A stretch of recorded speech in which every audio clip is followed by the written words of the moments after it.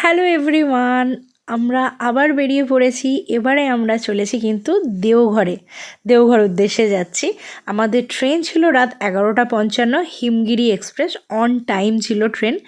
আর পরের দিন ভোরবেলা আমরা পৌঁছেছিলাম ঝসিডি জংশনে। ওখান থেকে অটো ধরে আমরা গেছিলাম দেওঘর।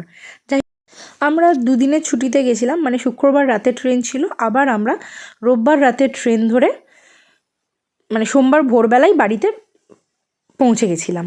তো এই যে ঝসিডি জংশন আমরা পৌঁছে গেছি। এবার এখান থেকেই আমরা অটো করেছিলাম, অটো করে আমরা দেওঘর চলে গেছিলাম। ওরা যা প্রাইস বলবে তোমাদেরকে একটু দরদাম করে নিতে হবে। তো যাই হোক, পৌঁছে গেছিলাম। গিয়ে তারপর হোটেলে গিয়ে আমরা ফার্স্টে ফ্রেশ হয়ে নিয়েছিলাম। দিয়ে প্রথম দিন চারপাশে যা যা দেখার আছে সবটাই আমরা দেখে নেব। তারপর ফিরে এসে সন্ধেবেলা যাব আমরা বৈদ্যনাথ ধাম দর্শন করতে। মানে আমরা সবাই জানি দ্বাদশ জ্যোতির্লিঙ্গের মধ্যে অন্যতম। এই যে পাহাড়টা দেখছো, এখানে দেখো একটা গণেশের মতো মনে হচ্ছে, মনে হচ্ছে কেউ যেন পাথর কেটে বানিয়েছে, কিন্তু ট্রাস্ট মি, এটা ন্যাচারাল। যাই হোক, প্রথমে আমরা এসেছিলাম বাসুকিনাথ ধাম মন্দিরে। মন্দিরে এসে গেছি আমরা। মন্দিরের ভেতর যাবো, আমি জানি না মন্দিরের ভেতর ক্যামেরা অ্যালাউ কিনা, তো চলো দেখি। মন্দিরের ভেতরে আমরা এসে গেছি। আমরা যখন গেছিলাম সেরকম কোনো রেস্ট্রিকশন ছিল না, তাও আমার মন্দিরের ভেতরে বা বিগ্রহের ছবি তোলা খুব একটা পছন্দ নয়, তাই ভেতরে কোনো ছবি নিইনি।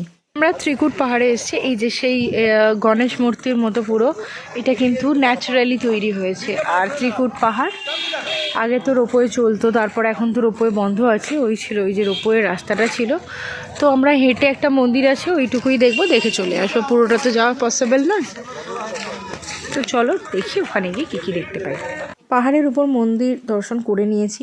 যাই হোক, এখানে এই পাহাড়টা ত্রিকুট পাহাড়ের পর আমরা তপোবন পাহাড়ে গেছিলাম, বাট দুটো পাহাড়ে গিয়েই দেখলাম প্রচুর বাঁদর রয়েছে। তাই তোমাদেরকে বলবো, তোমরা যখন এখানে আসবে কোনো খাবার জিনিস বা জলের বোতল এগুলো ক্যারি করবে না, বাঁদর কিন্তু তোমাদের থেকে ছিনিয়ে নিতে পারে।